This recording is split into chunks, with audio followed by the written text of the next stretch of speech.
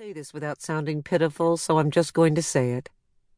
I used to eat cookies out of open packages on supermarket shelves. I was a child, but still it was an odd thing to do. I'd go to the supermarket with my mother and ditch her as fast as I could to hang out in the cookie aisle. In my adult life, I've rarely seen an open package of cookies in a supermarket, so I can't explain why I seemed to see them all the time as a child, but I did. And when I found an opened box or torn cellophane wrapping, I would stand in the aisle and furtively shove the cookies into my mouth. Pop, pop, pop. The thrill of finding the packages was like one of those dreams when you find $20 bills blowing all over the sidewalk, only better, at least to a child, because it was Mallomars and Oreos and ginger snaps and Nilla wafers, pecan sandies, Vienna fingers, whatever they called the spicy ones shaped like windmills, studded with slivers of almond. Oh, the joy of it. I told a friend about this the other day. I thought she was going to tell me she'd done it too. I'd always assumed that this was one of those childhood pastimes that most children engaged in but didn't bother to mention as adults, like biting their toenails or picking their scabs. She looked like she was going to cry. "That is so sad," she said. I had to wonder, why had I spent my childhood trolling for food in the cookie aisle at Gristides? Ah, that's right. My mother didn't feed me. That's not entirely true. She fed us, my brother, sister, and me. My parents were divorced. But that's about all you could say. My mother was overwhelmed. My mother had been handed some real lemons in life. My mother was doing the best she could. But boy, we had food, 3 or 4 different dinner entrees, fried hamburgers and lima beans, corned beef hash with an egg on top, fried lamb chops, liver and bacon. That was it. That was the repertoire. And so little of it. I don't remember being offered seconds, although really, who wanted them anyway?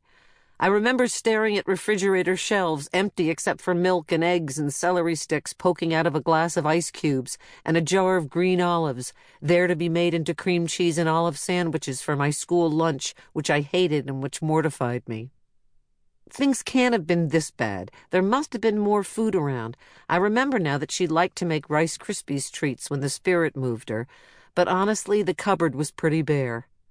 You never knew when you were getting fed. You weren't allowed to ask. You weren't even welcome in the kitchen half the time. She needed it to herself, the better to curse my absent father and burn things.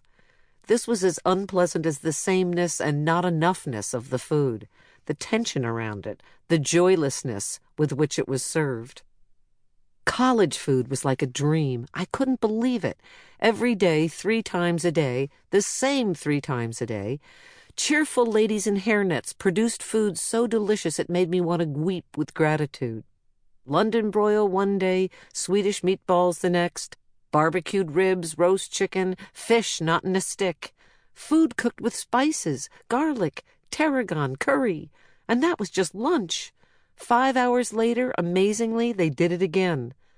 I couldn't believe the variety. It took weeks before they repeated an item, and you even had a choice of main dishes: fillet of sole or Salisbury steak, shepherd's pie or macaroni and cheese.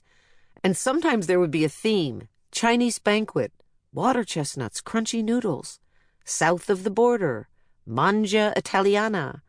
The other kids made fun of theme nights, but I thought they were thrilling. I couldn't believe we were being made such a fuss over.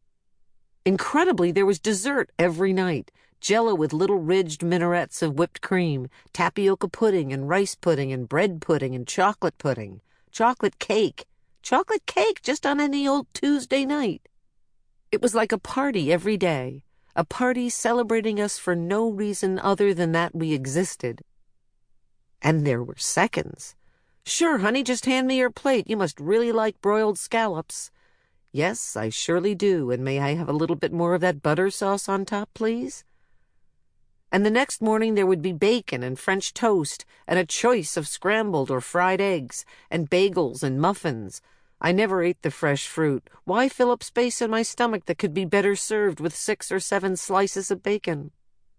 It took me about 3 weeks to gain 20 pounds. I didn't care. I was in heaven. I'm in heaven just writing about it, just remembering it. It's not like I'd never...